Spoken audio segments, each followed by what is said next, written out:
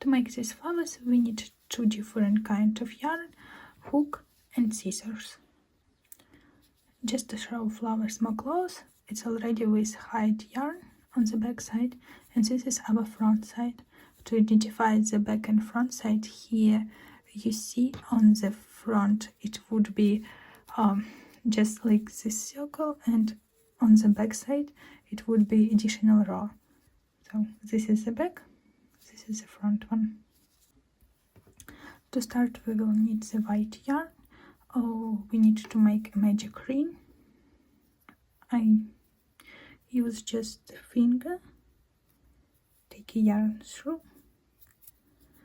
and make a first loop. I try to make it a little bit bigger because the second row will be easier to make after that, and put 12 single crochet in this magic ring. So 2 single crochet is done, there are just 10 left. Made a 12 single crochet in a magic ring, then left a big loop and pull this end of the yarn and find the smallest circle we receive, and then loop pull by this circle to make the next one the smallest as we can. Now it's the smallest, and then we continue to our first end to pull it to finish our magic ring. Now done, the middle of flower is ready, and at this point, instead of leaving where it is, this one, this big loop, we take it out and put our hook through both of the loop where it was single crochet, and we will put our yellow yarn without any knots, just take a yarn. It's done, and now we would like to join our magic circle or first row, just making a slip stitch and pull the yellow yarn, and we already attach our yellow yarn, and at this point we can cut our white yarn. There are no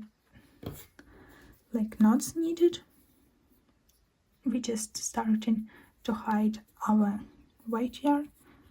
To do this we will left our yellow one and put white yarn inside, somewhere like here around the circle or around our second row. We will start with 3 chain. Now we will do 3 puff stitches, so we take a yarn over hook and place our hook in the same loop we just make a 3 chain from. Also, to hide this yarn we put the yarn inside as well, and take a yarn through this loop. So 1 puff stitch is ready, then we continue with the second one and with the third one. 3 done, and now we need to put next 3 puff stitches in the next loop. Again we will take these 2 yarn to hide them in the middle.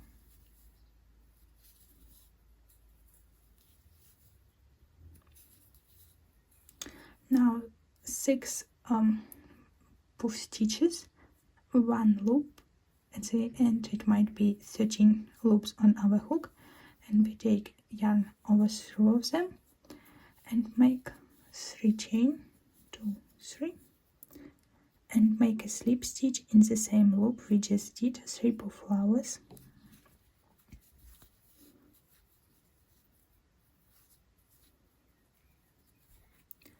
Our puff flower petal ready, then we continue to make a second one. We just do 3 chain and then make a 3 puff flower, or puff stitches in the next loop, and then next 3 puff stitches in the next loop. Oh. So I did 2 in the first loop, 3,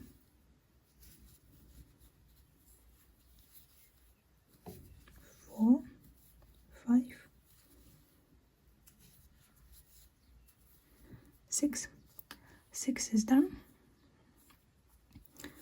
Take yarn over, throw them, and make 3 chain and slip stitch.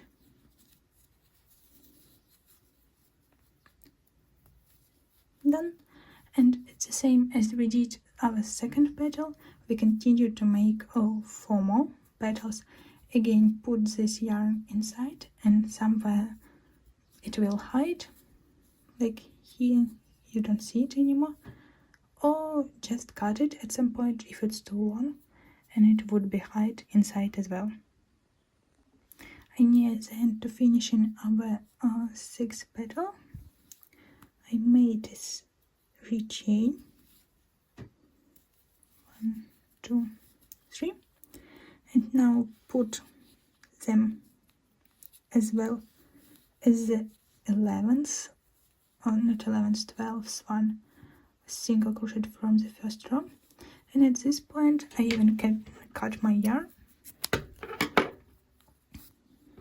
take a loop out, and now I intend, I still have a long end, I could just cut it, no worry with this.